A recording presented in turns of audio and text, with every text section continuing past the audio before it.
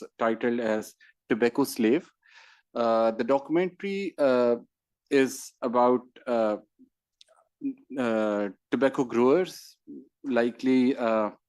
I mean, this documentary has been made by University of Bath, and basically it argues that large tobacco companies make billions of profits from low to middle income countries. Despite such hefty profits, and the farmers and crop growers remain extremely poor and continue to struggle in their lives. More significantly, the industry provides them with fertilizers, sprays, and farming machines, and most of these things are on loan. But in Pakistan, the situation is slightly different because the landlords are the agriculture farmers working on their own lands, and also the tobacco industry is bound to buy the entire tobacco crop produced by these farmers. So farmers have this incentive. If possible, I mean, you would listen it once the documentary is screened. So Umair, if I request you to play.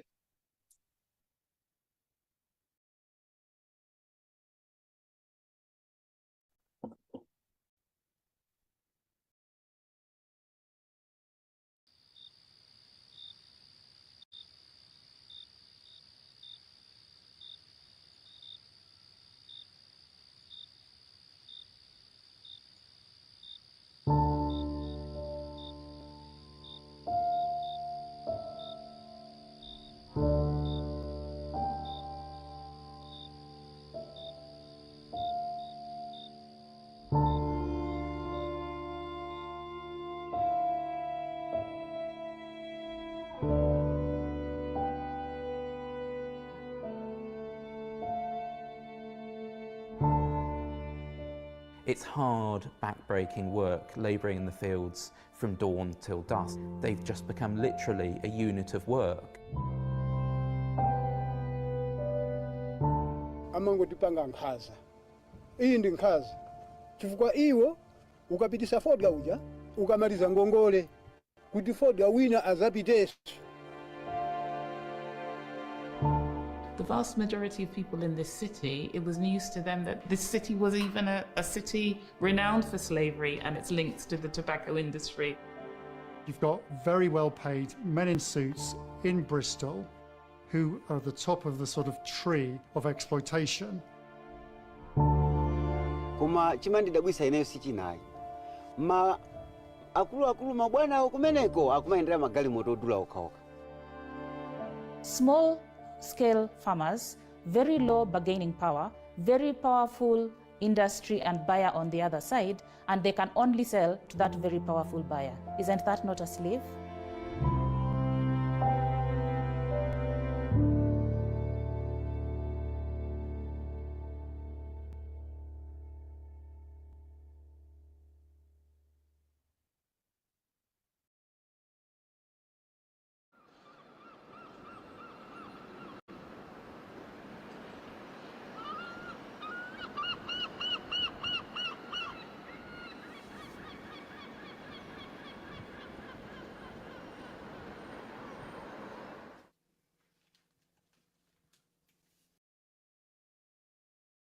For centuries, Bristolians, the mercantile elite, were involved in what's called the triangular trade, taking manufactured goods from Bristol to the west coast of Africa. On arrival there, they would trade with the African elders and kings for human beings, who they would then transport across the Atlantic in what's known as the Middle Passage, an incredibly harrowing journey.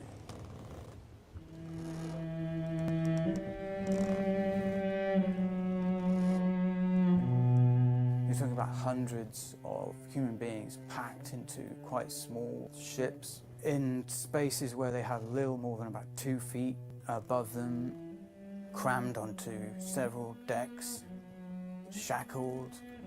The sanitation was appalling. Diseases were rife. It must have been absolutely unthinkable. But after that period on board the ship, they eventually arrive at the plantation in the Americas, and there the ill treatment continues.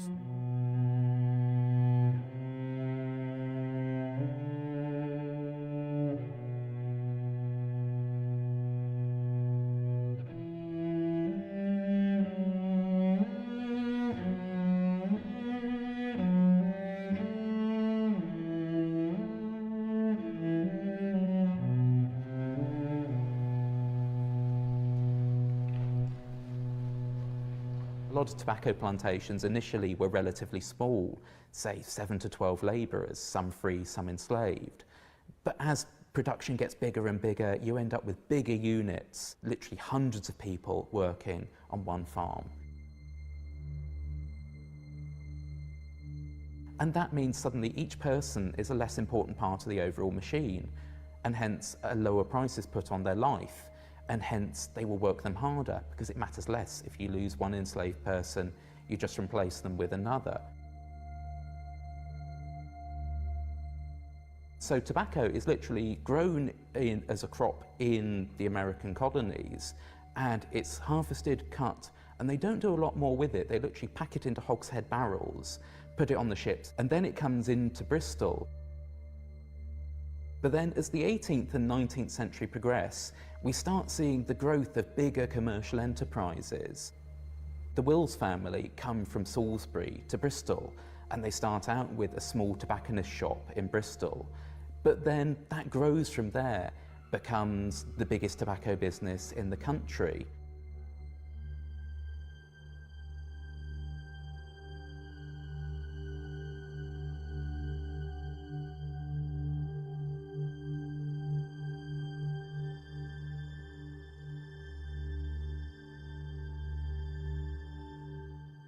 The story is that Bristol was just full of bonded warehouses because they couldn't cope with the amount of tobacco coming in. There were not only the 3 big ones here, there were bonded warehouses in Baldwin Street, in Winterstoke Road, and there was just masses of it all waiting to go into the machines and churn out more and more cigarettes. And I suspect the links with anything that was going on abroad were little known in Bristol.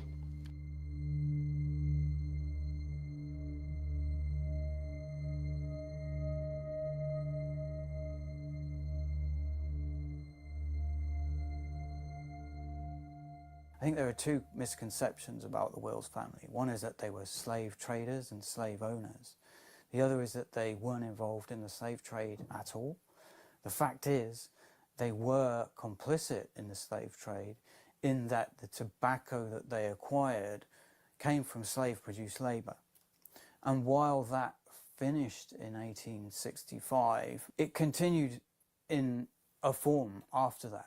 So indentured servants were often brought in to work on a lot of the plantations, taking the place of the enslaved. Or often you'll also end up with the enslaved people basically continuing to work on the same land, doing the same job, working for the same people for very little money. And this becomes slavery by another name. So yes, they're technically free, but in reality have very little freedom and are doing the same tough back-breaking labour. Or also, it moves elsewhere. So it moves out of the British possessions into, say, parts of Africa, where the same regulations don't apply. So they can keep slavery-like practices, but not fall foul of the rules.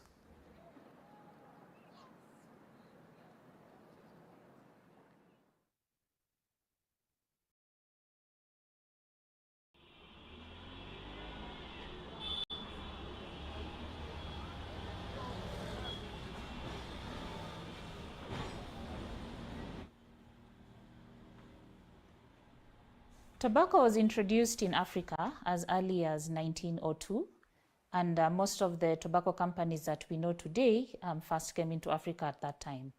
In the 1930s, many of the colonial masters brought in these tobacco companies to basically investigate whether tobacco could be grown in Africa. But large-scale or widespread tobacco farming, in terms of in a commercial sense, would have started in the 1960s, and by this time, most African countries had gained independence. African governments were ideally looking for a crop that would have high commercial value and be able to generate a good income for a lot of African farmers. And so initially the African governments actively promoted tobacco farming and would have extension officers. It would be part of government crops to be promoted. And that ran on until about the 80s and 90s, when due to the effects of structural adjustment and cutting back on funding, tobacco growing and promoting of tobacco growing fell to the tobacco industry. And it's around that time that you find a lot of laws were passed around tobacco marketing.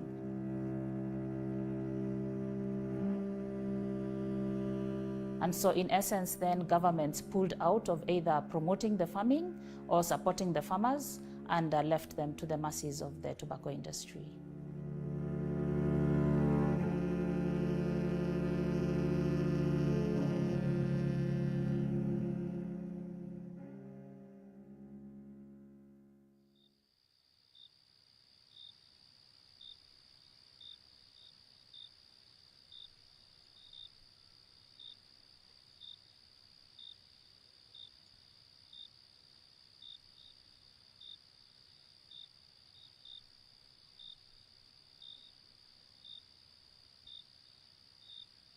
Ine ndi mlangizi wa za fodya amene ndagwirapo ntchito imeneyi kwa zaka 12 zomwe ndakhala ndikuphunzitsa alimi amene angalimire fodya mpaka kukagulitsa kuti apange phindu.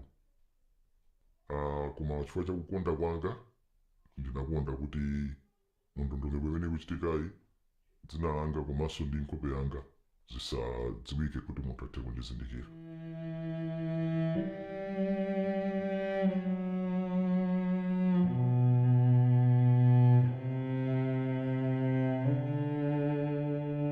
Fodya kumene yakulimidwira akuoneka kuti ali ndi zotsamwitsa zambiri zimene zikupangitsa kuti alimi asamapeze phindu. Kwa ineyonso ngati mlangizi zikumandikhudza kuti ntchito yonse imene tikuwathandizira sikuoneka kuti ikupindula, chifukwa chonena kuti anzathu amene tikuwathandizawa sakupanga phindu.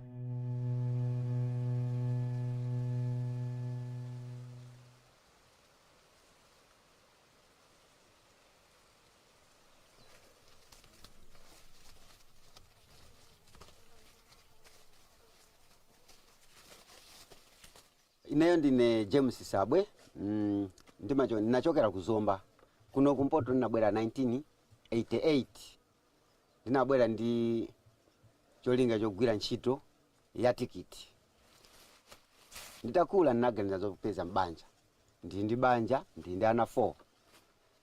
Eyo kulima fodya ndinayamba 2004. Ndimalima fodya chimanga, soya komanso mteza. Komano kumene ndimayembekezera kuti ndingathe kupezako phindu ndi kulima fodya.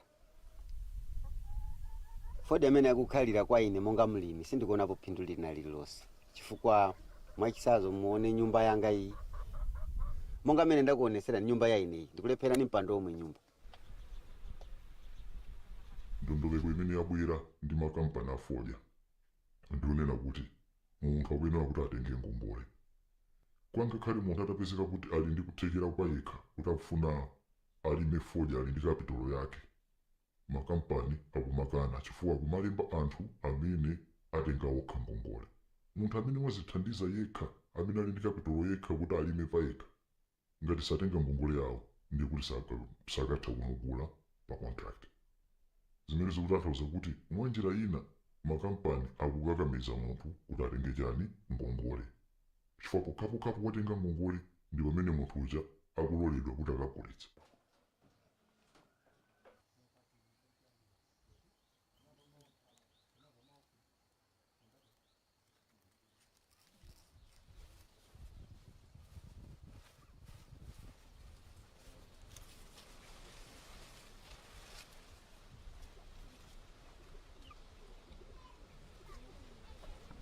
Ine ndine Nkandawire wamuzi mwa Chimisa. Ndinayamba kulima fodya 1994 nthawi ya bakiri. Nde pamenepo panapezekana kuti munthu amapanga makilabu. Ndene ndali mmodzi wonena kuti nasirira naona kuti amene akunena choncho amulanenso ndiyese kulima fodya. then namba kuyesa kulima foja kuzera mu kilabu napanga kilabu yanga kena kunambala ija ndikutuluka itatuluka nambala ija nazalima foja ndikuntumiza pa nambala yanga ija kena kwa basi ntatumiza foja uja panazapezeka kuonera kunako kuti ndakolola ndione ndamemene nandisalira antatumiza kwa auction nono kuti ayi ndi amasiku kwanirayi ndanaona kuti poti nomuti muvutikira fertilizer yambani kutenga ngongole then nazamba dine kutenga ngongole kulimbeni kuti ndizipezako chani ndipezeko fertilizer kuti ati afoja poti tumathira opanda fertilizer wambiri ndatenga ngongole ija kubweza nazabweza ntekweza ngongole ija nazapeza kuti nesinasaleso ndikamba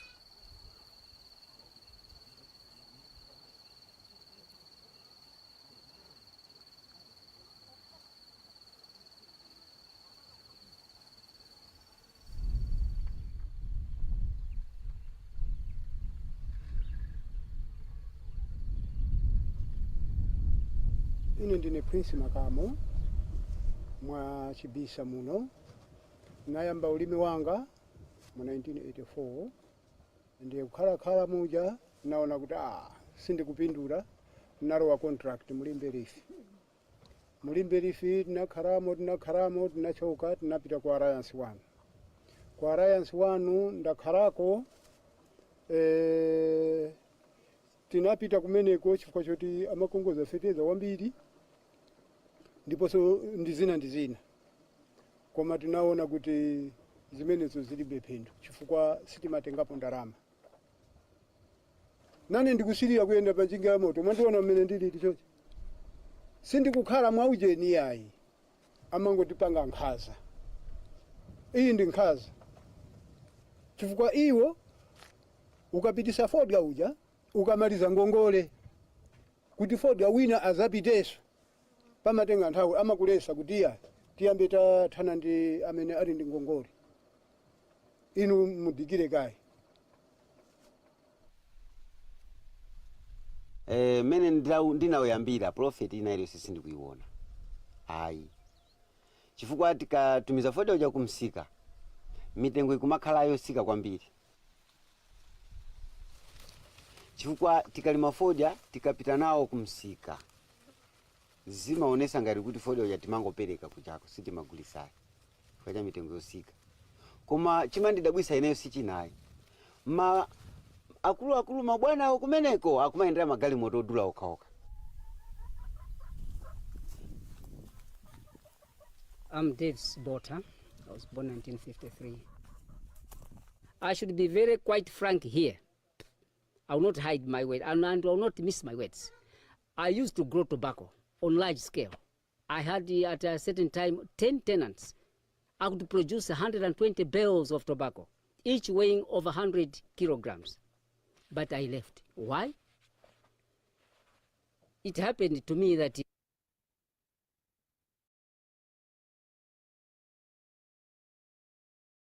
when I sold my tobacco, what I realized was less than what I had spent. So I was unable to pay my tenants, and my tenants were on my neck. People would say, no, we're going to grab your luggages. We'll take your chairs, we'll take your screen, we'll take your what. Just because you owe us money. Yes, they were right. But what else could I do? zimene zikuonetsa kuti anzathu ogula akanalibe ndi mphamvu yayikulu imene amaonetsetsabe kuti china chilichonse chitheke. Mphamvu ikanalipo ndithu kwa anthu ogula fodya. Ngakhale mu ndondomeko ya macontract nthawi zina pamapezeka kuti maklabu ena sizoni yatsekedwa koma macontract aja makampani afodya akupanga mwina mkati mwa sizoni chifukwa choti iwo ndi amene ali ndi mphamvu yolamulira kuti chimene ndikufuna ife chichitike ndi chakuti. So azathu amene alipo ngakhale amapanga regulate koma sakukwanitsabe kupanga regulate chifukwa chakuti mphamvu ili mbali inayi iwo angokhalapo ngati pakatikati kuti mphamvu ina ali nayo koma sakukwanitsabe kuti zitumikire zimene mulimi akufuna.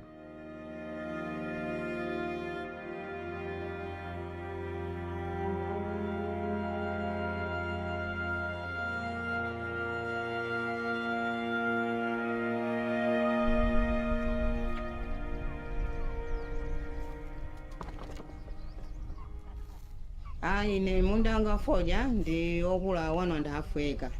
Koma chifukwa kuti ndine mzimayi kuti ndilime ndikwanise bwinobwino umandikanika nde motero ndimapeza komwe ana mama ana ndi apa school. Ndeni matenga anaja mama wandilimire kumizera mwina 10 mwina 5 mwina 15 kena ukazipita ku school.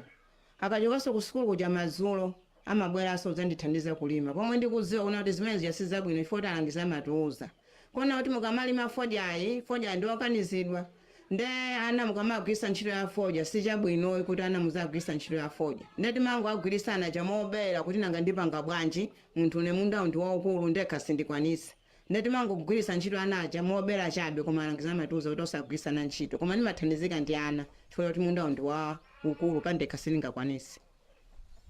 Tikapita kunasalewo kumakhalaso za mankhwala izi ana amatithandiza kugwira ntchito iji koma mwangozi timazapezekaso kuti ana aja adya mankhwala kuja afaso mwina kuthirira akugwaso mchisimi mwana akufa zonse zimakhala ngozi zimakhala ngati ngozi zachilengedwe koma si zimakhala zachilengedwe timachita kuzipanga.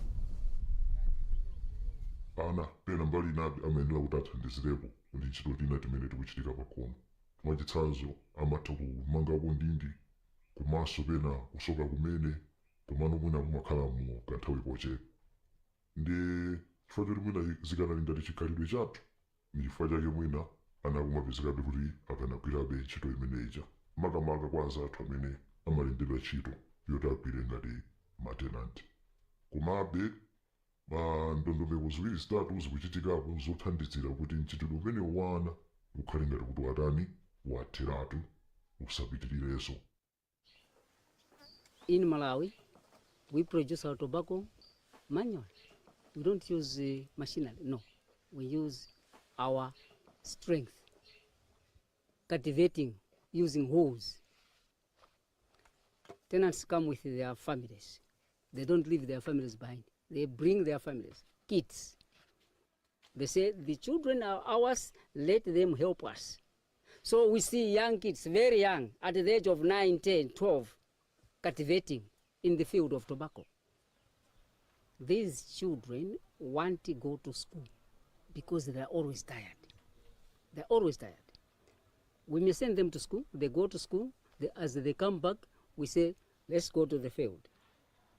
What are we doing? We're killing the future of the children.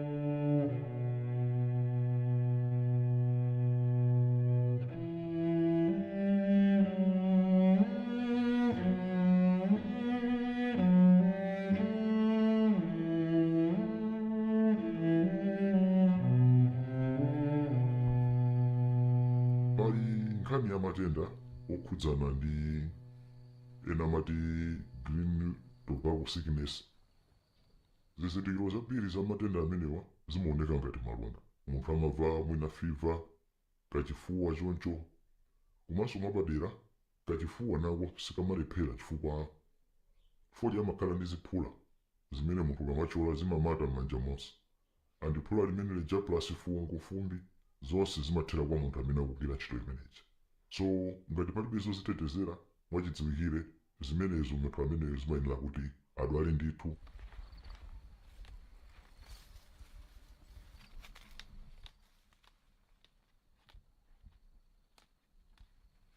mulimi wa fodya tikamalima fodya paja pamapezeka noti tikuthyola fodya uja tinayi ndi chizolowezi ena akefe osadziwa kuti ali ndi matenda ena ake koma tinazamba kuwuzidwa kuonena kuti mu fodya muli matenda amene onena kuti tikamathyola paja ofunika tizivala zinthu zazitali manja.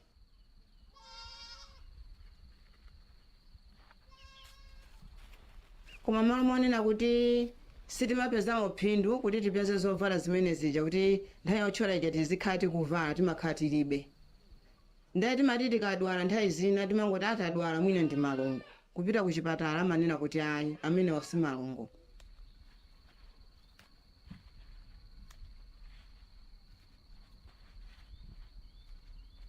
Ndauna kuti ayi zimene zizi muzilongo timakarongosola mmene kuti machola foja ndakanaona machola foja ndakuti ni matenda achani afoja ache nthawi zina mwina kuti kani ati tisamalime foja ameneyo zimene ziyabwesi tokumana nazo.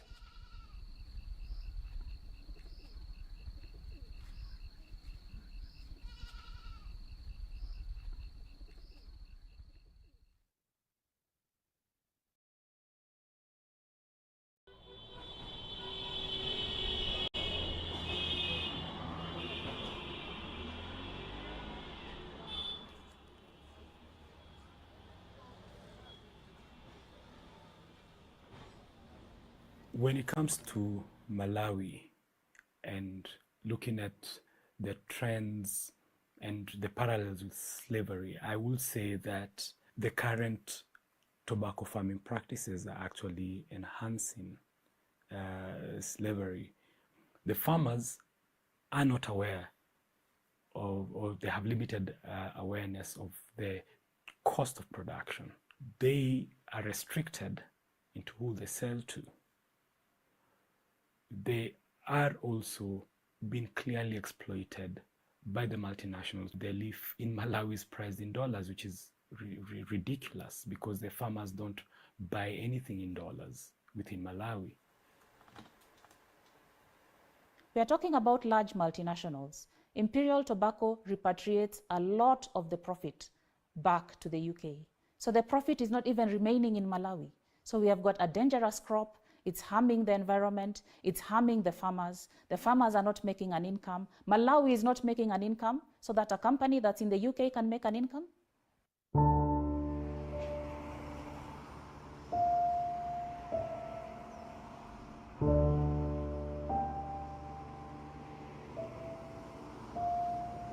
Maybe what people will find quite interesting is that one of the largest tobacco companies in the world is based right here in Bristol.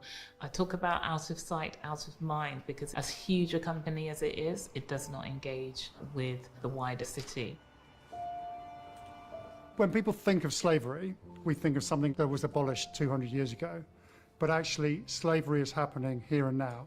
What we see with the tobacco industry in Africa is the colonial legacy continues.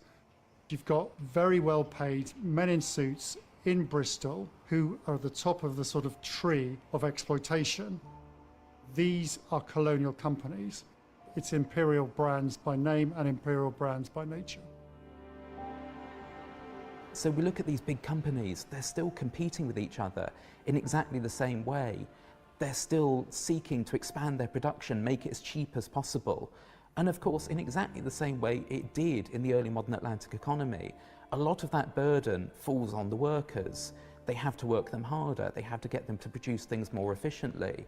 And because so much of this is out of sight, out of mind, it's in different parts of the world, away from the management of the company, away from the consumers. We have that cognitive dissonance, and hence we're prepared to tolerate doing things to the workforce that we wouldn't tolerate elsewhere. In Malawi, in the tobacco sector, I see the current slave-like conditions continuing. It is therefore important for the government to put up legal and administrative mechanisms to ensure that farmer interest and income is safeguarded. Otherwise, it will be many years before the farmers are liberated from the yoke of tobacco growing. In Africa, we moved from colonialism to independence, but we still have neocolonialism and slavery. And so whereas we changed a colonial master, we have now changed it to large multinationals, tobacco companies that are enslaving poor African farmers. And so when we go to a country like Malawi, full of small-scale farmers, supposedly growing a cash crop called tobacco that leads to poverty. Poverty at the household level, poverty at a national level. And so we've got people who've got very low bargaining power, who are not making a profit out of a crop that takes a large amount of labor hours, and eventually it is translating into a country that is not developing. This is a new form of slavery in Africa.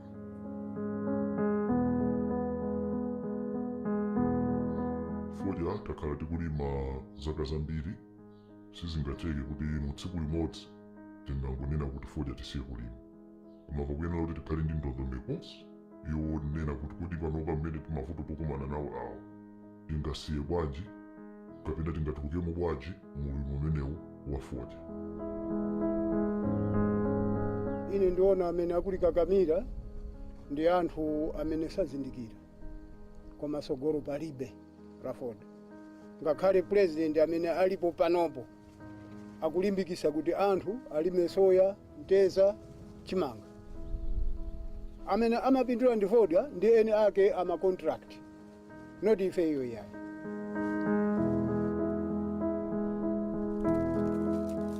kumbali ya ana wanga ndimaganiza kuti sibwino kuti azaduse mmene ndadusa ayi, koma ndimapwetekedwa mtima chifukwa ndine osauka pafunika ana fizi kusogolo uko.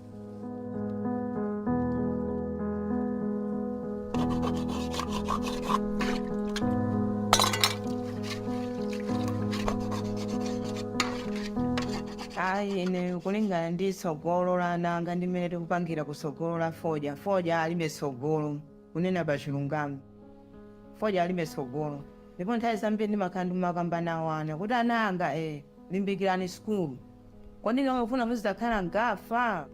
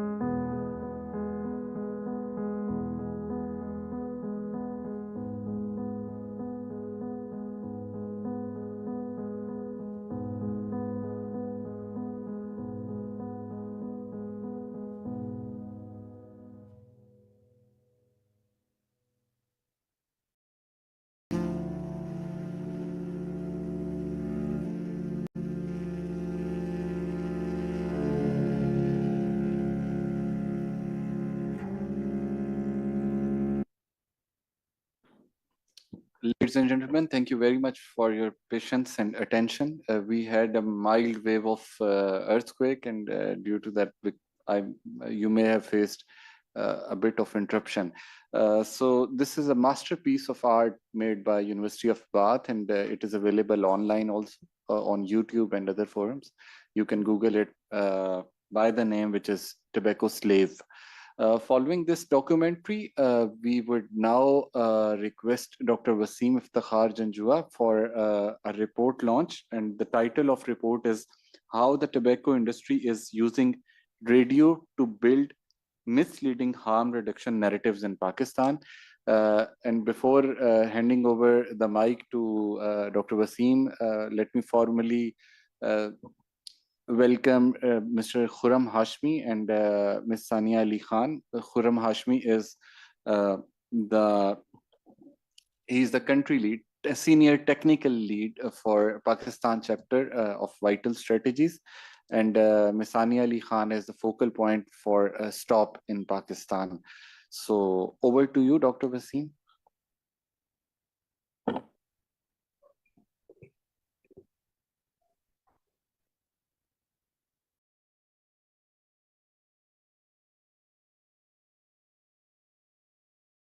Bismillah ar-Rahman ar-Rahim. Thank you so much. Thank you everyone for joining. I'm especially thankful to Mr. Khurram Hashmi, Ms. Sania, and some of my RAs who are here, who have supported me through this research. So as Marvi, it's not working. So the topic of this report is how the tobacco industry is using Radio Pakistan to build misleading harm reduction narratives in Pakistan. So first of all, acknowledgement, the report has been produced with the help of a grant given to Sustainable Development Policy Institute from Vital Strategies on behalf of Bloomberg Philanthropies. The contents of this report are the sole responsibility of the author and can under no circumstances be regarded as reflecting the positions of the donors. The principal investigator is also thankful for the help in transcription, translation, and validation provided by the research assistants, including Ms. Sadia Zulfikar, Ms. Fazila, Ms. Tahira Elahi, Ms. Sandaleep, Ms. Siddiqa Azam, and Ms. Rabia Azam. Their work has been instrumental in data collection and organization. So the sequence in which I'm going to present this is displayed in front of you. I'm going to briefly talk about the Framework Convention for Tobacco Control guiding principles, then mapping tobacco industry interference in Pakistan. Then I'll give you the background of this entire report, methodology, data analysis, and before presenting some recommendations, I'll lay down certain findings. One of the most significant guidelines or articles of the Framework Convention Tobacco Control is Article 5.3. And the top guiding principle is that there is a fundamental and irreconcilable conflict between the tobacco industry's interests and public health policy interests. Similarly, Article 13 of the Framework Convention Tobacco Control, it talks about limiting the tobacco industry's gambit in advertising and point of sale advertisement, sponsorships, and it calls for banning all these activities. I would want you to pay attention to the guiding principle number 7, which says civil society has a central role in building support for developing and ensuring compliance with the laws addressing tobacco advertising, promotion, and sponsorship. And it should be included as an active partner in the process. And that is where we at Sustainable Development Policy Institute, we come in.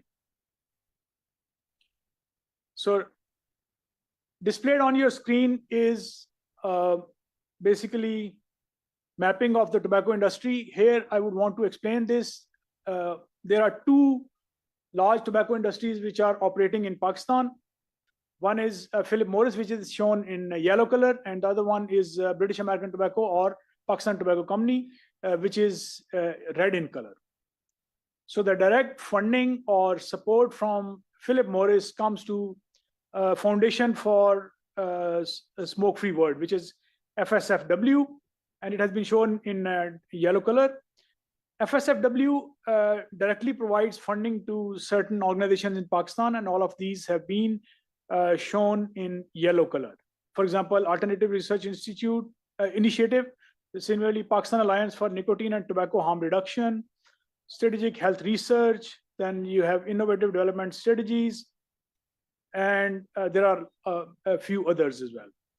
The support provided by British American Tobacco usually goes to Behtar Pakistan, to stop illegal trade, and Irada Pakistan.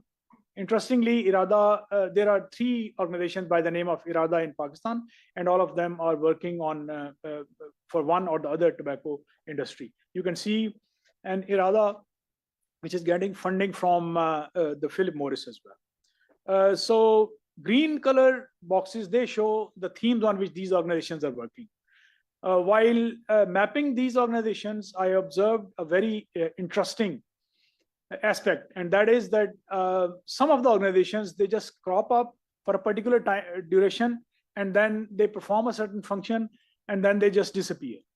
For example, before the launch of heated tobacco products or regularization of heated tobacco products by the Ministry of Health, one organization, it provided abundance of evidence supporting the regulation, and that was for Métis.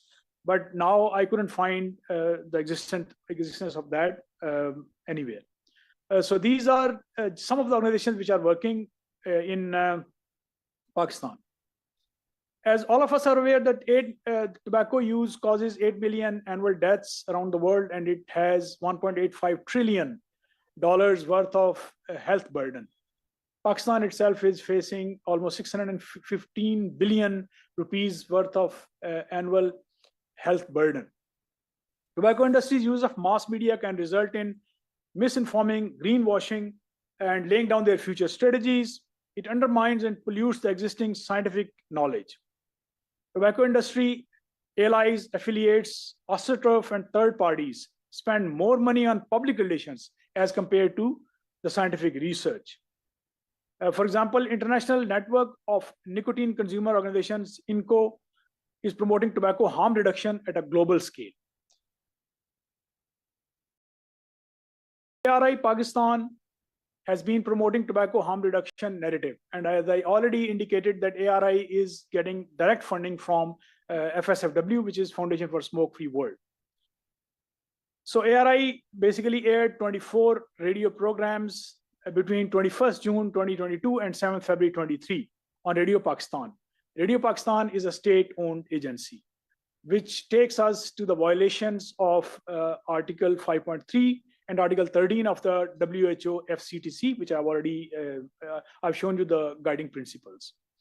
Similarly, these radio programs were also a violation of articles of the TAP's point of sale ban, SRO 72 of 2020, which basically restricts the tobacco industry from carrying out any of such promotional activities.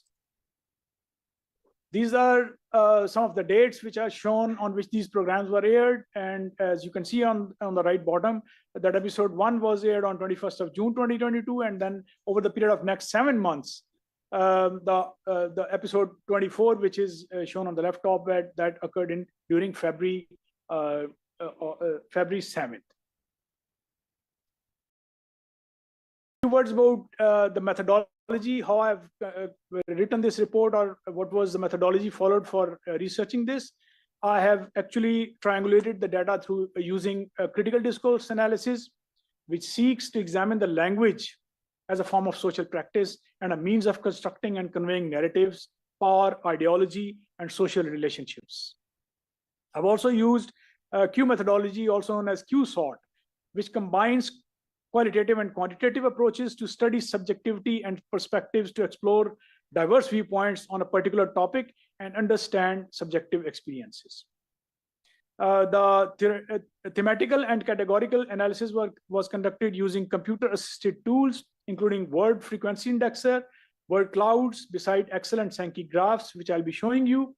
And for the research paper, which I'm planning to publish, I've used and Conk as well.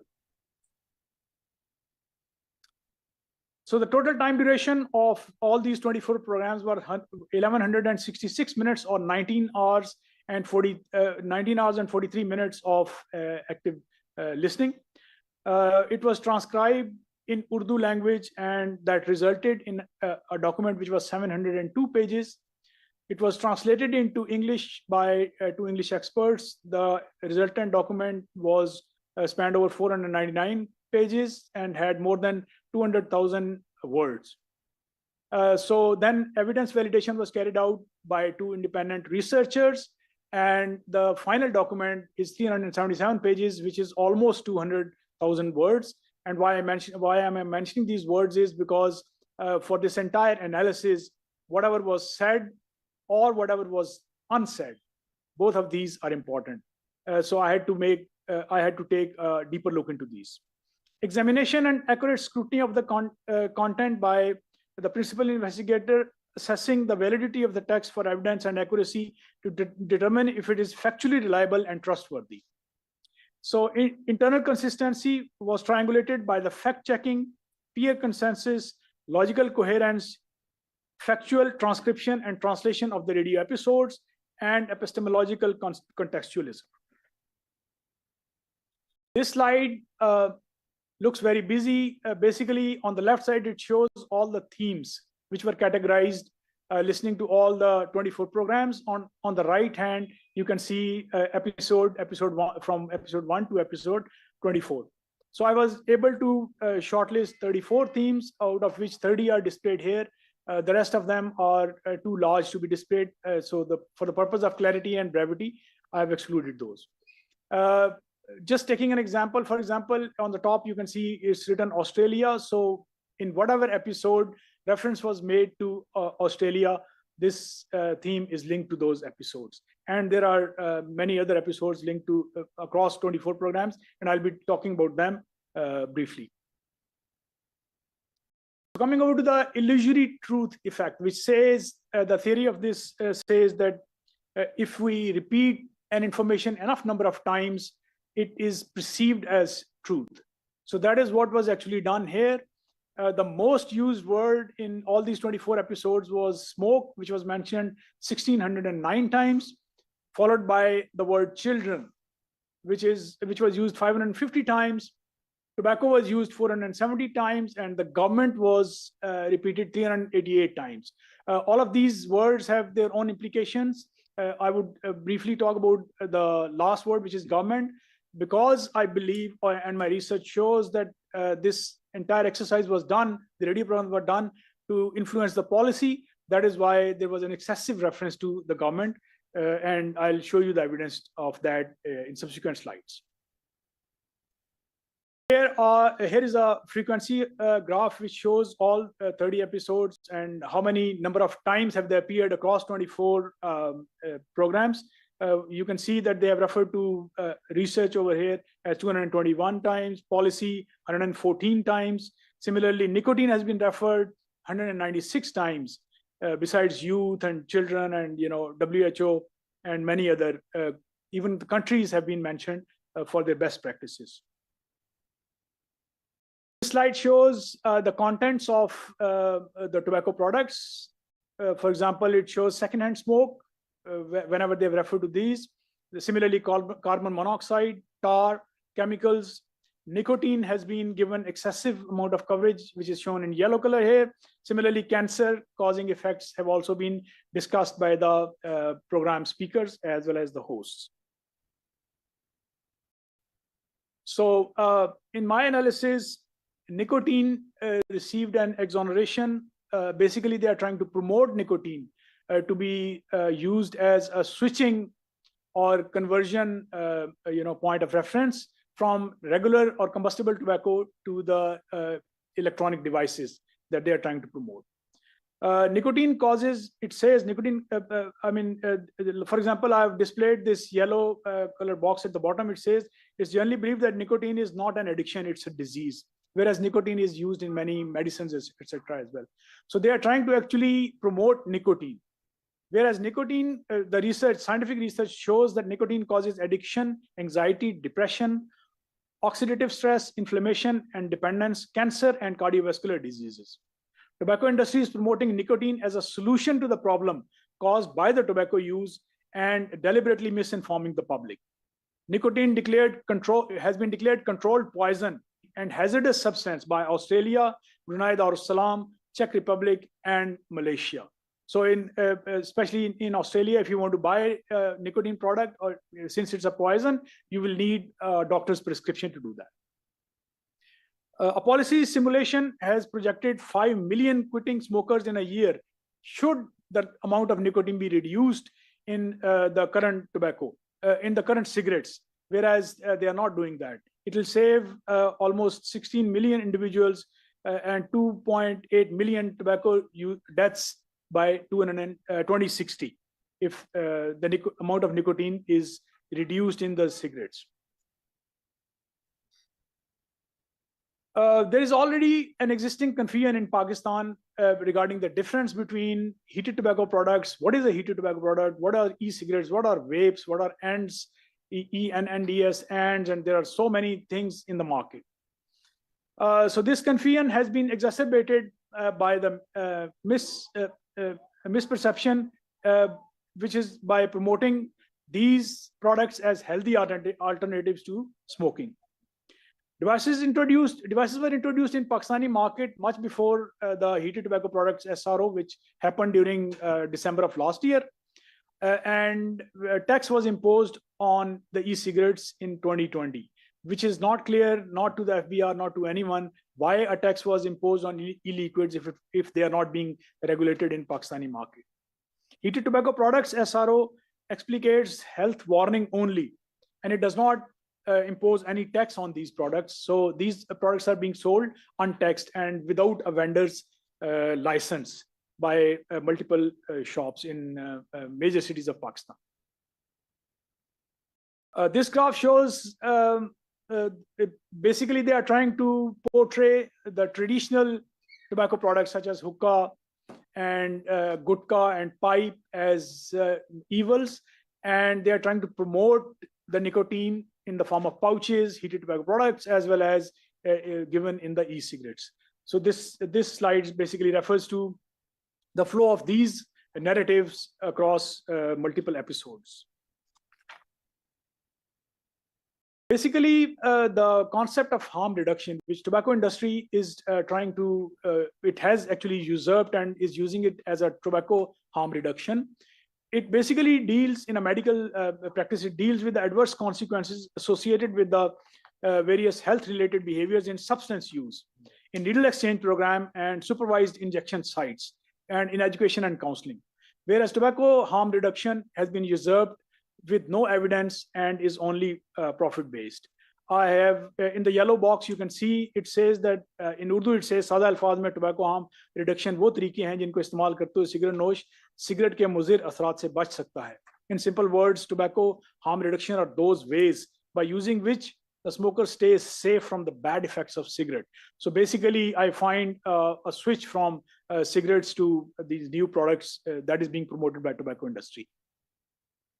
And we have enough evidence of history of tobacco industry's deception.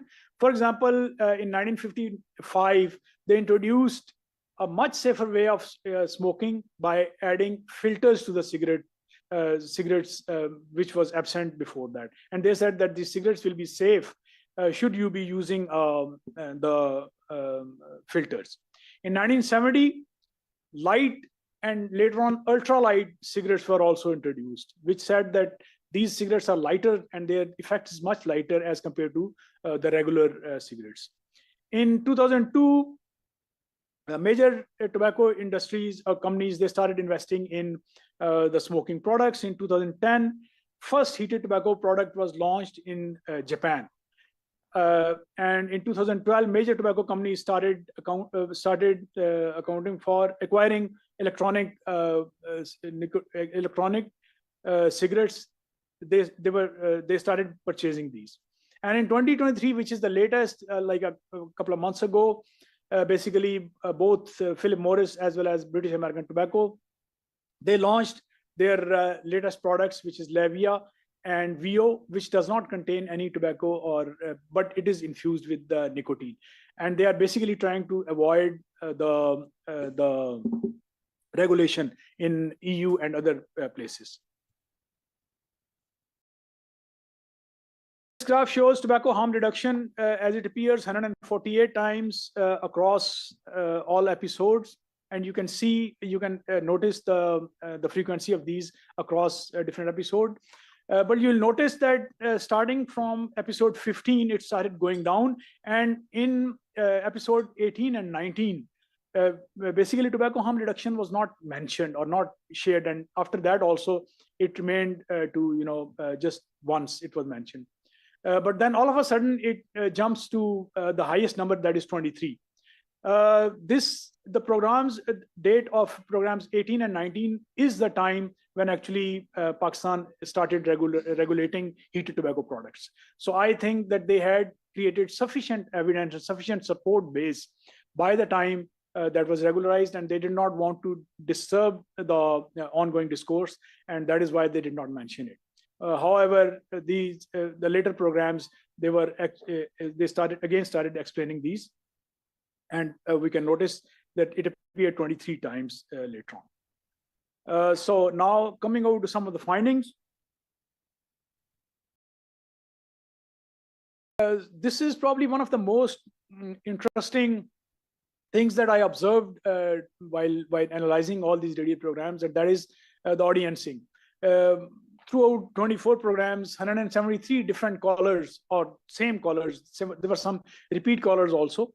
So they basically called, and you can see the number of callers in every episode, barring episode 4 when there was no caller, and only the tobacco industry narratives were being promoted by the hosts and participant from ARI.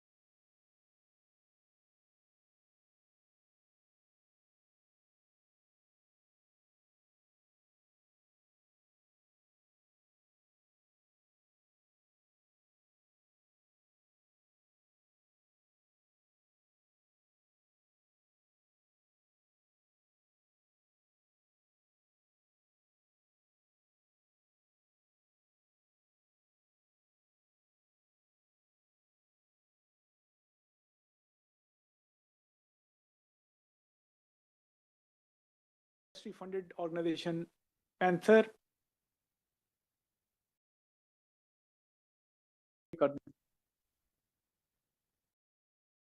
Next. Yes, that's fine. Thank you. So Panther has made 11,000 smoker members in 1.5 years, and they are trying to wish that tobacco smoking comes to an end in Pakistan. Their website, ARI's website, also shows almost 91 organizations which are affiliated with ARI. The next slide shows the criticism and discussion about certain tobacco control organizations and measures. For example, it discusses Ministry of Health. It discusses and criticizes World Health Organization's FCTC, which is Framework Convention on Tobacco Control. And it has excessively guided or propagated the policy narrative. It says that tobacco harm reduction should be the part of policy. Similarly, tobacco control measures and tobacco control partners have been excessively criticized earlier for not buying into the idea of tobacco harms reduction, and later on for resistance to the heated tobacco products which have been which have been regularized in Pakistan now. Tobacco, these episodes also showed these electronic products, which are basically harmful products, as a cessation aid. And you can see the flow of cessation and nicotine replacement therapies. This is shown in this graph. One more was multiple countries, including Australia, Japan, New Zealand, Sweden, and UK, were referred to as following the best practices in tobacco control.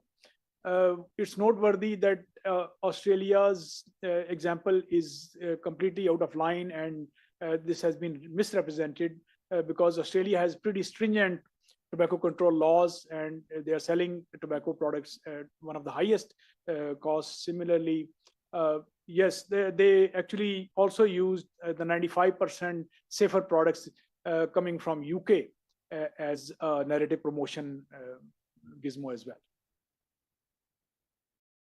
It is possible to completely eliminate cigarette smoking in Pakistan. That is the topic of these radio programs, or that is what is being said. So I found this to be a nominal surrealism. Surrealism is basically a dream and reality which is mixed together, or a super reality, which is surrealism. So I'm not sure if it is possible to completely eliminate cigarettes smoking from Pakistan. And the interesting thing I observed in this is that they are not saying that we can eliminate tobacco from Pakistan, or everything which is related to tobacco or nicotine, but they are just saying that we want to eliminate cigarette smoking, which also leads to me to believe that probably tobacco industry is shifting towards from these regular traditional cigarettes to the new devices. Leaked industrial documents also shows that it plans to find allies that cannot be ignored and amplify voices of harm reduction, supporters versus prohibitionists, and need to use consultants as door openers and strategists, and to create third-party coalition building to mobilize an alliance of credible messengers who could basically convey their messages to the policy quarters. So a few of the recommendations that I made in this report are that regulatory gray areas need to be immediately discussed, and it need immediate attention. For example, in Pakistan, the nicotine pouches are being sold unregulated and without vendor's license. Similarly, e-cigarettes are also being sold without vendor's license, and there is an excise duty on e-liquids, which is a complete dichotomy. Is completely a paradox. I mean, I cannot understand how is that happening, and how FBR has allowed that to that duty to be imposed. Capacity building of the government officials is really important. Through a Ministry of Health, I tried to contact PAMRA, and there has been a long communication between the Ministry of Health and PAMRA, and finally they said that it's not within the gambit of PAMRA to control Radio Pakistan. It is under Pakistan Broadcasting Corporation, and now Ministry has initiated a case with the Pakistan Broadcasting Corporation as well, which is actually Radio Pakistan.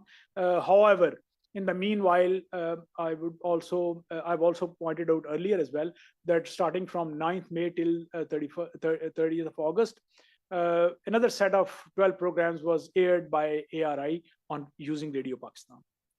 FCTC treaty obligations and local regulatory enforcements are really important, and tobacco industry intervention should be prevented as far as public health policy is concerned.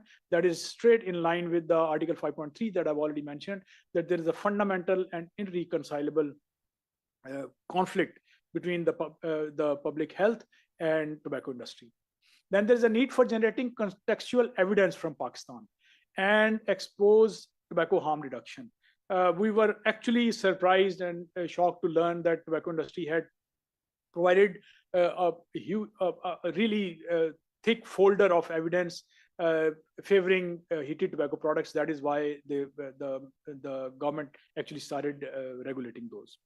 there is an urgent need to ban all nicotine pouches and electronic nicotine devices which are being sold unregulated all across Pakistan. Final recommendation is I would want to echo the World Health Organization's campaign, which they started on 16th of November, which says that stop the lies, and that is targeting tobacco industry, because they are spreading these lies and narratives through front groups, social media influencers, sponsored events, funding scientists and biased research, and supporting corporate social responsibility initiatives. I thank you very much for your patient hearing, and I'll be glad to answer any questions that you might have. Thank you very much, Dr. Wasim, for this very rich and very research-oriented presentation and the report. And before going towards Ms. Sania and Mr. Khurram, I would request Ms. Katie Walsh to please enlighten us with her observations on the presentation. She's the program manager of STOP. Over to you, Ms. Katie Walsh. Thank you. Can you hear me okay? Yes, okay. Hi, yeah, I'm Katie Walsh from Vital Strategies Tobacco Control Division, which was until recently part of the union. And yeah, just to give you some information about the grants program that funded this report. It's called the Tobacco Industry Interference Grants Programme, and it supports small short-term projects and campaigns that aim to identify, expose and directly counter tobacco industry efforts to undermine public health. And we are really trying to fill a specific gap in country partners' abilities to expose and counter industry efforts to undermine tobacco control progress. So the funding is quite different to other funding available in the sector. It's singularly focused on the tobacco industry, so the grants aren't intended to fund comprehensive policy advocacy campaigns. The aim is to remove a key barrier and create an environment more conducive to tobacco control. So I think that what Wasim and SDPI have done with this report has been great. I think that it really achieves this aim. It provides a really comprehensive illustration of the ways that the industry is preventing effective tobacco control from happening in Pakistan. So I don't want to take too much time away from this session, but I just want to congratulate Wasim and the team at SDPI for producing such a comprehensive and well-presented report in such a small amount of time. I think this work was accomplished from start to finish within 5 months, which is a really great achievement. So yeah, and I think that the report will really effectively outline the extent of this issue of front group activity and industry tactics in Pakistan, and will be a really useful resource for the wider tobacco control initiative in the country. So congratulations. Thank you very much, Ms. Katie. Now I would request Ms. Sania Ali Khan, who's the focal point of STOP in Pakistan, to please share her thoughts with us. Thank you so much, Wasif. And like Katie said, that congratulations, Dr. Wasim and SDPI team for following through in such a short notice on such an important topic in such an important report. For all of us, this provides an insight for what the tobacco industry is currently doing. It's the tactics it's using to violate TAPs and SRO 2020, and how they're actually using the state entities to promote their agenda of introducing tobacco harm reduction. The report obviously itself is a very important and essential document for all of us, because it highlights that how we need to, us and obviously the government itself needs to focus on and improve its inter and intra-government communication systems, so that everyone is on board on what's happening and what treaties the country has signed internationally, and what laws do we have, how are they being violated, and how to make them, how to actually improve enforcement of these enforcement of these laws and treaties within the country, within the existing system that we have.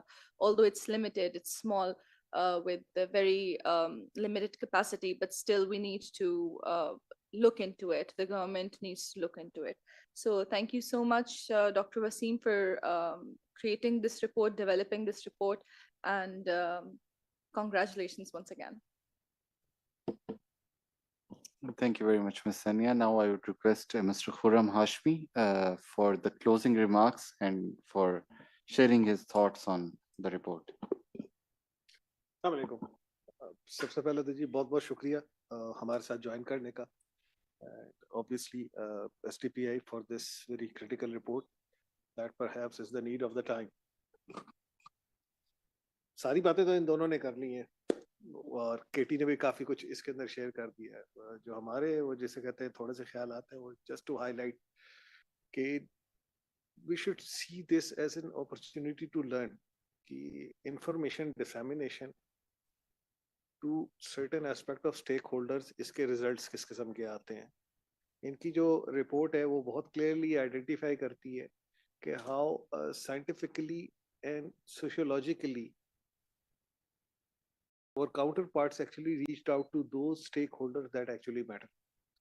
और उन पर इतनी information की bombardment हुई है कि इसको link कर रहे हैं कि we had one harm reduction in form of a heated tobacco SRO passed recently in Pakistan. That is right now within the courts and it's a sub judice matter. But coming back to the point is that this is a gap we need to address in our line of work. We need to identify our stakeholders. We need to identify our topics. We need these type of critical in-depth researches and information to dispel whatever the misleading information in the name of harm reduction that is coming out in Pakistan. And for that purpose, we need to have our own custom information counter packages to expose these narratives. And that cannot be done unless and until we link all the stakeholders and work on it with one critical focus, how to present the real picture of Pakistan. Because whenever we talk about industry के जो narratives होते हैं कि जी we want to assist the smokers, we want to reduce the smoking, we want to provide with alternatives, but they are actually setting up a mindset in Pakistan for our youngsters and young generation to come that in the name of harm reduction switch to drug addiction, which is actually nicotine, which is proven to be more harmful than the cigarette smoking. And all those countries, all those areas that have in the recent years allowed this phenomena to prosper within their societies are now paying the consequences, whether that be in UK, whether that be in US. अब तमाम वो researches सामने आना शुरू हो गए that is actually rejecting the phenomena of harm reduction. So yes, thank you for everyone who is involved in producing this report. We need this kind of a data. We need this kind of information coming out. And as for my closing remarks, we should go opt for a ban instead of getting these products regulated, instead of opening another Pandora's box in our existing health framework or lack of, where we are unable to provide the tobacco victims or nicotine victims with adequate health care. So why burden our nation as well as our government with the phenomena that is totally alien to us and has been bombarded and being imposed upon us. So thank you very much SDPI for taking this initiative forward. And we are looking forward to more information would be coming from your sides. Thank you, Wasa.